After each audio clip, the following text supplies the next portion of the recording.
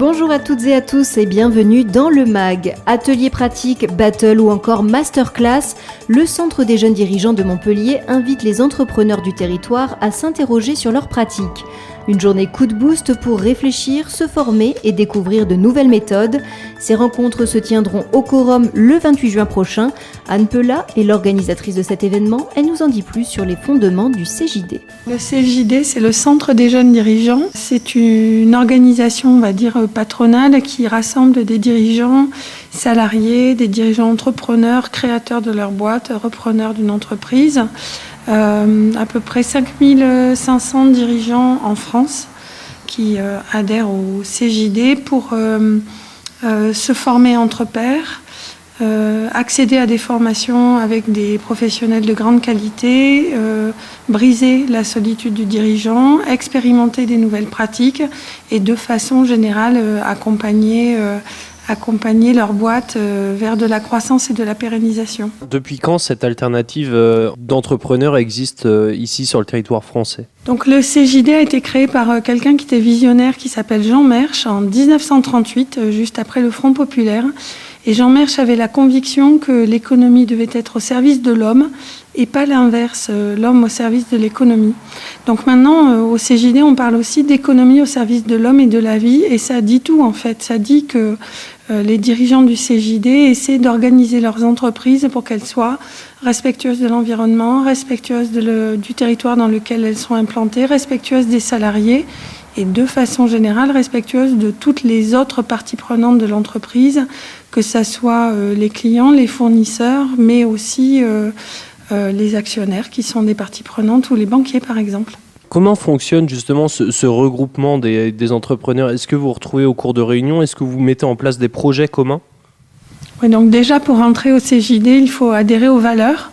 Le respect, la responsabilité, la solidarité, la loyauté. Ça, ce sont nos 4 valeurs cardinales.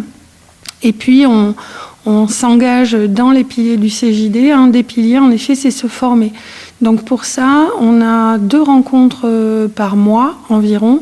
Une, ce qu'on appelle la plénière, qui est une réunion où on fait venir un intervenant sur un sujet qui nous intéresse. Alors ça peut être l'actualité fiscale, comme ça peut être un sujet plus personnel comme la communication non violente. Et puis on participe à des commissions qui sont animées bénévolement par des JD, mais qui sont formées à cette animation. Moi, par exemple, j'anime la commission intelligence collective et on se retrouve donc tous les mois avec un groupe de 10 JD pour explorer toutes les thématiques autour de l'intelligence collective. On aura d'autres commissions qui permettront aux jeunes dirigeants de travailler sur la stratégie de leur entreprise. On a une commission qui s'appelle Rebondir en conscience pour les gens qui changent de parcours ou qui changent de boîte. Et puis, commission, par exemple, Océan Bleu. Donc là, on est sur le comment se positionner sur un business model ou un marché qui n'a été exploré par aucun de vos concurrents. Alors aujourd'hui, on est aussi là pour parler d'un événement que vous mettez en place le 28 juin prochain au Quorum. C'est l'événement CJD. Est-ce que vous pouvez nous en dire un peu plus ?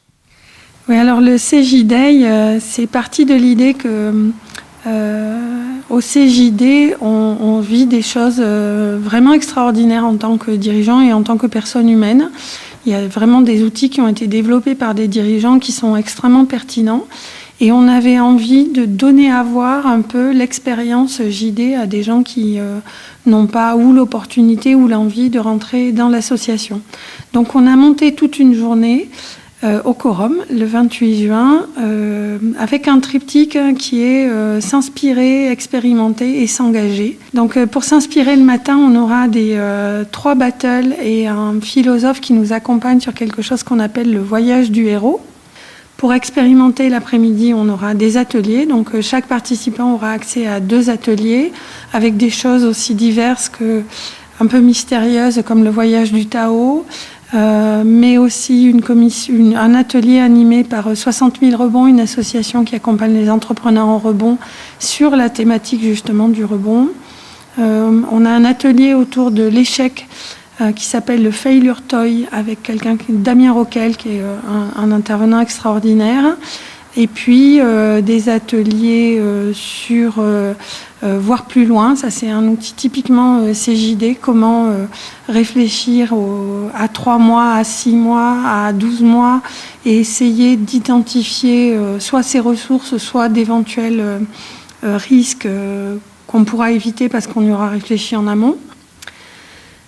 Donc voilà, on a 14 ateliers qui sont proposés aux gens qui seront présents. Et puis on termine avec Christophe André, alors qui est bien connu des gens qui pratiquent la pleine conscience ou la méditation, qui viendra nous parler du lien entre la mindfulness, donc la pleine conscience, l'éthique et le leadership.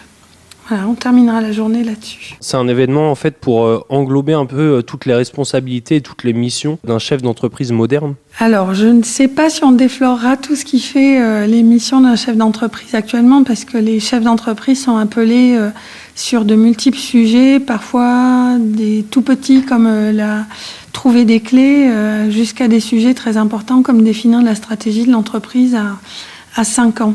Mais on va essayer d'accompagner les chefs d'entreprise dans ce qu'on pourrait appeler un pas de côté. Parce que souvent, quand on a la tête dans le guidon, on ne prend pas ces 5 ou 10 minutes essentielles pour respirer et pour finalement sortir la tête du guidon et se reposer les bonnes questions. Donc la méditation, par exemple, c'est un outil. Mais assister à un événement comme le CJD, c'est aussi prendre une journée en dehors du cadre de son entreprise.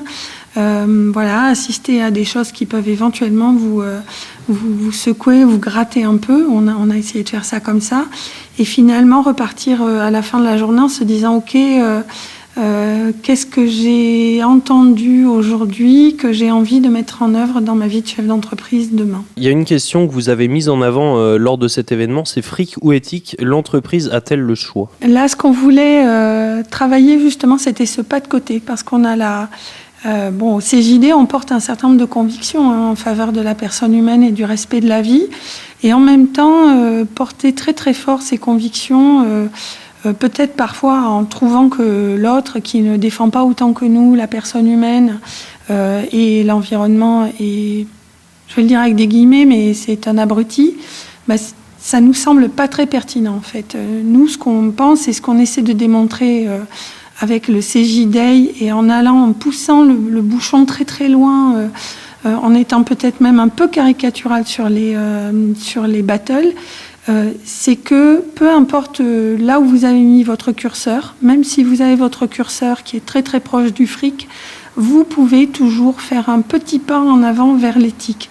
Et peut-être que la bonne position, elle n'est pas 100% fric ou 100% éthique, mais quelque part entre les deux, et que c'est un chemin que de progresser année après année, jour après jour, vers un peu plus d'éthique dans votre entreprise. On vous rappelle que le Centre des jeunes dirigeants organise son CJD. Ce sera le 28 juin prochain au Quorum, de 9h30 à 18h, avec pour thème « Fric ou éthique, l'entreprise a-t-elle le choix ?» Si vous souhaitez y participer, sachez qu'il reste des places. Vous pourrez également suivre l'événement en ligne via le site cjday.fr. Le CJD, une nouvelle manière d'entreprendre, un reportage signé Amaury Caillot. C'est la fin du MAG. Demain, on parlera d'un jeu historique immersif. Aquae Montpelliensis, c'est son nom. Il sera téléchargeable dès le 20 juin et contribuera à restaurer les orgues de la rue Maguelone. D'ici là, très belle journée à notre écoute sur Clapas.